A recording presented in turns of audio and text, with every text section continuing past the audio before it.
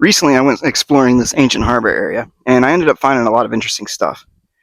But one of the things stood out to me. It was this artifact. And in fact, it was so interesting that I decided to come and get it myself. But instead of hoofing it out of the woods just, by carrying it, I'm going to use ancient luggage also to transport it. We're going to utilize the ancient Roman rucksack, and I'm going to build one of those today, and we're going to see if it works. First order of business is we got to secure a sapling. So we're going to go jack one of these from Mother Nature and lash it together.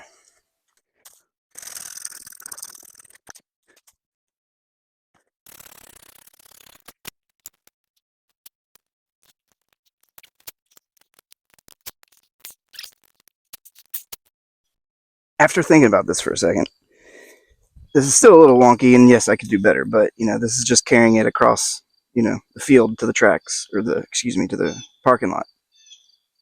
So I might need to put like a cross brace here, but my ultimate idea is to put the artifact here.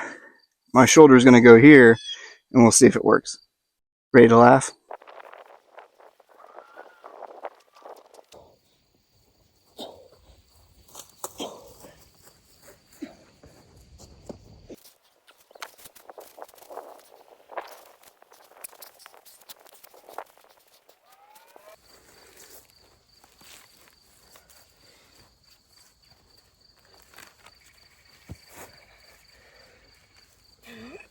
Nope.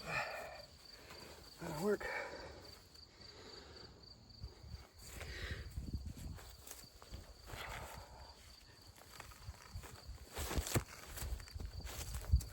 It was at this moment that he knew. He fucked up.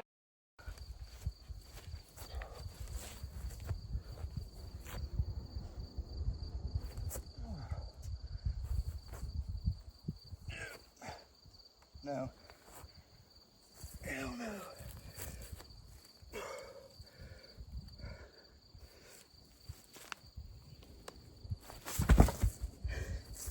Okay, plan B. We're going to build a stand for this thing so we can set it up next to the fire and, I don't know, look at it.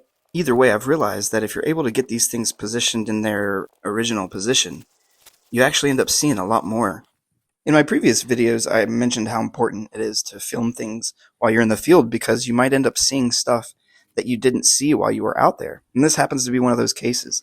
If you look at that face that's on the side of that rock, it looks kind of like the cyborg guy from Star Trek or something. I don't know, but I definitely didn't see it when I was there. And for me, the idea that it kind of looks like some type of pop culture thing is actually playing into a larger theory that I've got. A lot of this antediluvian art, the art from this culture before the flood, they have a lot of images that are similar to cartoonish images that we see in our modern culture.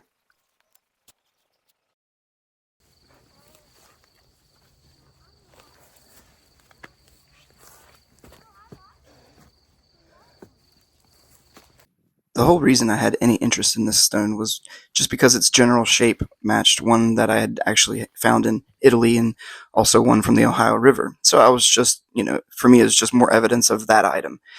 But it was when I stood it up that I started seeing more of what was going on with it. There seems to be a snake with his mouth open or some type of serpent image, but at the same time, it could be some type of fish because it seems to have a split tail.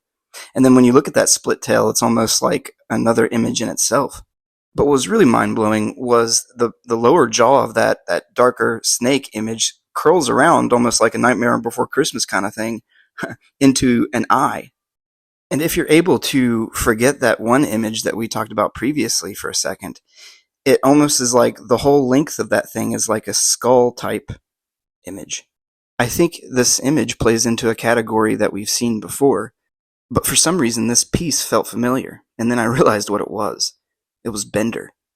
Listen, I'm completely aware of how insane that sounds, and I think what is happening is, culturally, either we are being force-fed ancient imagery from that time frame, or somehow things that influence the past are also currently influencing the present. Either way, I have multiple examples of cartoonish type images that seem modern in stone that is millions of years old, allegedly. But like I've said before, this is what the rock hounds are seeing. This is what those rock collector channels who are constantly, seeming crazy, talking about seeing things in these stones. They're seeing this. They're seeing engineered images. Their art was designed with a natural theme in an impressionist way to to give off the feeling of different things as you moved around it through its perspective. It's really brilliant, and in fact, it's more advanced than really any art that I've seen.